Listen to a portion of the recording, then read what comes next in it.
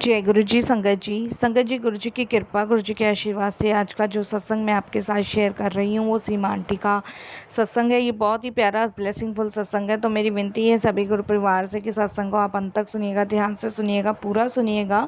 सत्संग का मतलब होता है सत्य का संग, और सत्संग की प्राप्ति जब ही होती है जब गुरु कृपा होती है। तो हम सभी बड़े भाग्यशाली हैं कि हम पे गुरु कृपा हुई और हमें सत्संग सुनने का और शेयर करने का सौभाग्य प्राप्त हुआ। अगर संगत जी आप भी अपने सत्संग अनुभव शेयर करना चाहते हैं तो आप हमारी जीमेल आईडी पर अपना सत्संग लिख कर हम भेज सकते हैं। हमारी जीमेल आईडी का लिंक डिस्क्रिप्शन बॉक्स में है। और अगर आपको सत्संग पसंद आए तो आप इसको लाइक कीजिए, चैनल को सब्सक्राइब कीजिए, वीडियो को ज़्यादा से ज़्यादा संगत में शेयर कीजिए और बेल आइकन दबाना बिल्कुल नहीं भूलिएगा। जब भी कोई लेटेस्ट सत्संग आएगा उसका नोटिफिकेशन आपके पास आएगा। तो आज का सत्संग बहुत ही प्यारा है, ब्लेसिंगफुल है। तो बिना स्किप किए आप सत्संग को सुनिएगा।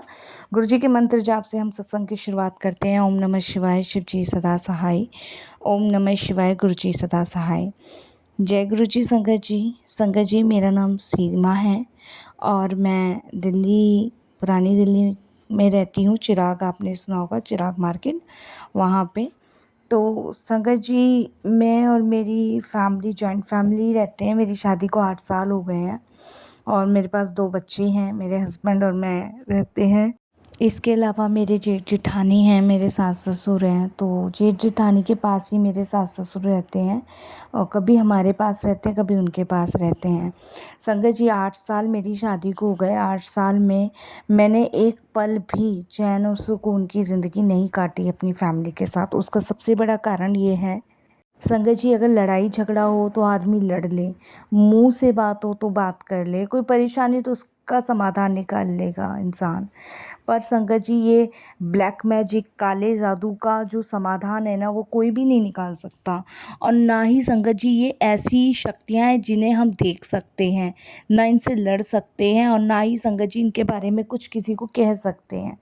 संगत जी मेरे जेठ जेठानी न जाने कब से ब्लैक मैजिक करते आए हैं। संगत जी वो एक बाबा जी के पास जाते हैं और वो बाबा जी, संगत जी अमेठी, आपने सुना होगा, एक अमेठी जगह है जहाँ से सोनिया गांधी जी ने भी इलेक्शन लड़ा था, वहीं के वो बाबा जी हैं। और मेरे जेठ जेठानी वहाँ जाते हैं अमेठी और वहाँ पे संगत जी पता नहीं क्या वो तंत्र क्रिया करवाते हैं और संगत जी फिर वो घर पे इसका प्रयोग करते हैं। संगत जी कितनी बार तो मैंने मंदिर के पास में नींबू, कभी कोई धागा, कभी कोई राख मिलती हुई देखी है। और संगत जी कभी तो रात में धुनी करनी, कभी सुबह धुनी करनी, मतलब सारे घर में धुआं धुआं कर देना। और संगत जी ये सब चीज़ें मुझे कतई पसंद नहीं थी, कतई भी पसंद नहीं थी, क्योंकि मुझे अच्छे से पता है संगत जी ये ब्लैक मैजिक वगैरह कुछ नहीं होता है, सिर्फ भगवान का चिंतन और उनका नाम जपना चाहिए।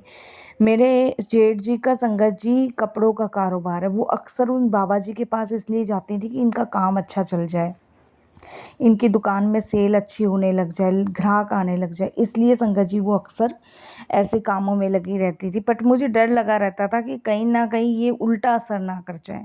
और संगत जी देखिए वही हुआ कि कहते हैं ना, इंसान जो है ना, मतलब इन चीज़ों में पड़ने के बाद ना पूरी तरह बर्बाद ही हो जाता है। और संगत जी वही हुआ, इन सब चीज़ों का असर ना हमारे घर में उल्टा होने लग गया। मुझे तो पता था, मेरे हस्बैंड, सबको पता था कि मेरे जेठ जेठानी जो है काला जादू करते हैं। और मेरे सास ससुर भी कुछ नहीं कहते थे, क्योंकि उनको संगत जी इसलिए नहीं कुछ कहते थे क्योंकि उनको रहना है और चलती पूरे घर में मेरी जेठानी की ही थी, तो इसीलिए संगत जी हम लोग भी कुछ नहीं कहते थे। बट संगत जी एक दिन क्या हुआ कि मतलब बच्चों की तबीयत ख़राब होने लगी, तो मैं अपने हस्बैंड को कहती थी कि आप ना कहीं किराए पे चल लो, यहाँ से दूर चल लो। मेरे हस्बैंड कहते थे कि अगर किराए पे चले गए तो फिर क्या फ़ायदा, फैमिली से दूर हो जाएंगे। मैंने कहा बात फैमिली की नहीं है, बात ये भी तो देखो ना कि दीदी और भैया क्या क्या करते रहते हैं। बच्चे भी कभी कभी देख के डरते हैं, कभी कुछ गुड़िया को टांग रहे हैं, कभी कोई नींबू टांग रहे हैं। बच्चे अब परेशान हो चुके हैं और बच्चे बढ़ ही रहे हैं। तो मेरे हस्बैंड कहते हैं कि कोई बात नहीं, मैं बात करता हूँ। तो संगत जी मेरे हस्बैंड ने जेठ जी से बात करी, इस चीज़ को लेके घर में झगड़ा हो गया। और झगड़ा संगत जी बहुत ज़्यादा हो गया। मेरी जेठानी भी मुझसे लड़ने लग गई मेरे हस्बैंड से कि हम कुछ कर रहे हैं, इन्होंने टोक लगा दी, बहुत कुछ उन्होंने उस दिन हमें कहा। तो हम लोगों ने संगत जी बातचीत करनी बंद कर दी। हमने कहा जो कर रहे हो करते रहो। तो मुझे ये नहीं पता था संगत जी कि मेरी जेठानी और जेठ ना हमसे इस तरीके से बदला लेंगे। विश्वास देकर उन्होंने विश्वास धोखा हमारे साथ किया। संगत जी वो उस बाबा से मेरे और मेरे हस्बैंड के नाम की कोई पर्ची बनवा के लाए और संगत जी उन्होंने नींबू में लपेट के और संगत जी मंदिर के पीछे वो रख रखी थी कोई तंत्र विद्या करके। संगत जी मुझे इस चीज़ का पता नहीं था, बिल्कुल भी किसी को नहीं पता था घर में। और एक दिन संगत जी मेरे हस्बैंड मतलब ऑफिस से मुझे उनका फ़ोन आया, उन्होंने कहा कि मैं आज थोड़ा लेट आऊँगा, 10 बज जाएंगे, बस तुम खाना भी मत बनाना, मैं गरम ही खाऊँगा, सब्जी बना के रख लो, फुल्के घर मतलब जब मैं आ जाऊँगा तब गरम गरम बनाना। मैंने कहा ठीक है।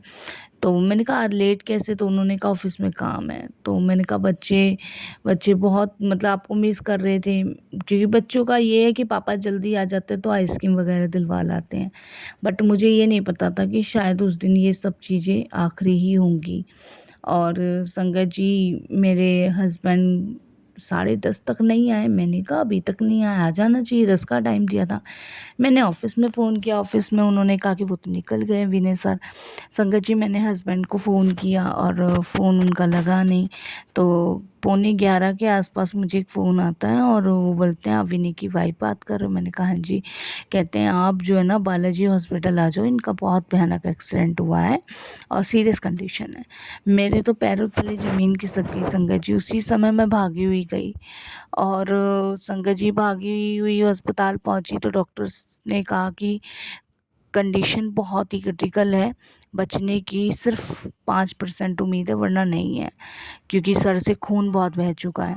मैं संगत जी बहुत परेशान। इधर मेरे जेठ जेठानी कहने लगे कि हम अमेठी वाले बाबा जी के यहाँ जाएंगे, सब ठीक होंगे। मतलब लोग ऐसे कर कैसे लेते हैं, मेरे को तो ये भी नहीं समझ आता संगत जी, इतना दिखावटी बना कैसे कर लेते हैं। उसके बाद संगत जी कोई बात नहीं, फिर मेरे हस्बैंड आईसीयू में ही थे और मैं भगवान से बहुत प्रार्थना कर रही थी, क्योंकि मैं शुरू से ही संगत जी ईश्वर पे विश्वास करती आई हूँ और जब से गुरु जी से जुड़ी तब से तो और ज़्यादा। संगत जी उसके बाद मेरे जब मेरे हस्बैंड को होश नहीं आया तब संगत जी मेरे चाचा जी ने गुरुजी के बारे में बताया। उन्होंने कहा कि तू गुरुजी के पास चल और गुरुजी के दरबार में माथा टेक। मेरे को मेरे चाचा जी गुरुजी के पास लेके गए, माथा टिकवाया, लंगर करवाया। और देखिए संगत जी जब भी मुझे विश्वास नहीं था कि मेरे हस्बैंड ठीक हो जाएंगे कि नहीं, मेरा दिमाग ने काम करना बंद कर दिया। उस दिन मैं अपने हस्बैंड के साथ हॉस्पिटल में थी, मेरे हस्बैंड आईसीयू में थे और संगत जी मैं सिर्फ जो चाचा जी ने मंत्र जाप दिया वही कर रही थी। उस टाइम तक मैं गुरुजी को इतना नहीं जानती थी।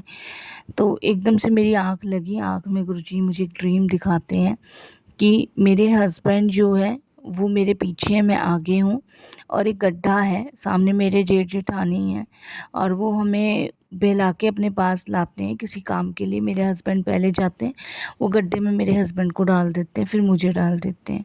और ऐसा ड्रीम मैं देख कर ना एकदम से उठ जाती हूँ। तो मेरे को लगता है कि शायद ये गुरुजी ने मुझे दिखाया है कि मेरे हस्बैंड पे और मुझ पे ब्लैक मैजिक हुआ है। तो मैंने अपनी बेटी रानी को फ़ोन किया, मैंने कहा बेटा तू घर में हर जगह देख कि कहीं कुछ पड़ा तो नहीं है, कहीं कुछ है तो नहीं। संगत जी मेरी बेटी हर जगह देखती है, वो कहती है मम्मा मैंने पूरा घर छान लिया, कुछ भी नहीं है। उस दिन मेरे जेठ जेठानी हम बेटी गए हुए थे संगत जी मेरे हस्बैंड के बारे में पता करने। इतने में मेरा दिमाग गया मंदिर की तरफ। मैंने फिर बेटी को फ़ोन किया, मैंने कहा तू मंदिर चेक कर। संगत जी जब उसने मंदिर को सारे को चेक किया तो मंदिर के एक साइड हमने एक छोटा सा ड्रॉर बना रखा है जिसमें हम वेस्ट सामान डालते हैं, जिससे मतलब धूप बत्ती अग्यारी वगैरह ये सब, फिर आखिरी में हम सिरा देते हैं। तो मेरी बेटी कहती है मम्मी इसमें ना एक नींबू है, इस लाल धागे से बंधा हुआ है और काले कपड़े में बंधा हुआ है, और क्या कहते हैं इसे खोलूं? तो संगत जी मैंने अपने बेटे को कहा कि तू गुरुजी का नाम ले और खोल दे। मेरी बच्ची ने उसको खोला। जब मेरी बच्ची ने उसको खोला तो उसमें लाल नींबू था, उसमें 2 पर्चियाँ थी कलावई के साथ बंधी हुई। तब उसने मुझे बताया कि मम्मी इसमें तो एक आपका नाम लिखा है, एक पापा का नाम लिखा है, आपके नाम पे पागल लिखा है और पापा के नाम पे मृत्यु लिखी है। संगत जी मैं ये देख के हिल गई, हैरान हो गई ये क्या है। संगत जी मैंने इस चीज़ को किसी को नहीं बताया, मैंने बस गुरुजी पे छोड़ा। और संगत जी इसके बाद मैंने अपने बच्चे को कहा तो उसे ना नाली में फेंक दे। उसने वो सब कुछ नाली में फेंका संगत जी। और उसके बाद मैंने गुरुजी का मंत्र जाप और तेज़ी से शुरू किया, अपने चाचा जी को बताया। तब मेरे चाचा जी ने संगत जी मुझे बोला कि तू गुरुजी से अरदास लगा। संगत जी मैंने अरदास लगाई और गुरुजी ने टेलीपैथी के थ्रू मुझे बताया कि मेरे को हनुमान चालीसा करनी है। संगत जी मैंने 21 बार हनुमान चालीसा करी और मेरे हस्बैंड को होश आ गया। जब डॉक्टरों ने कहा कि अब ये खतरे से बाहर हैं, और संगत जी उसके बाद मेरे हस्बैंड ठीक होकर आए। मैंने गुरुजी का शुक्राना किया। संगत जी मैं उस घर में कभी लौट के नहीं गई, क्योंकि मुझे पता था जेठ जेठानी कहीं जाने वाले नहीं हैं और मेरे कहने से कुछ असर नहीं पड़ना। मैंने अपने हस्बैंड को कहा कि हम किराए पे रहेंगे, और उस दिन से आज तक हम किराए पे ही रह रहे हैं। लेकिन गुरुजी की कृपा, उनकी मेहर से मेरे पति बिल्कुल स्वस्थ हैं, ठीक हैं। इन सभी चीज़ों के लिए शुक्राना करती हूँ। इसलिए कहती हूँ संगत जी, इन बुरी शक्तियों से कोई नहीं लड़ पाएगा। इसलिए कहते हैं कि बस गुरुजी से अरदास करो कि ये नेगेटिव लोग, नेगेटिव चीज़ें हमसे दूर रखें। बस यहीं अपने सत्संग को विराम देती हूँ, लंबा हो जाएगा। शुक्राना गुरुजी ये सत्संग शेयर करवाने के लिए। ओम नमः शिवाय। शिव जी सदा सहाय। ओम नमः शिवाय। गुरुजी सदा सहाय। जय गुरुजी। शुक्राना गुरुजी। अनंतम शुक्राना गुरुजी।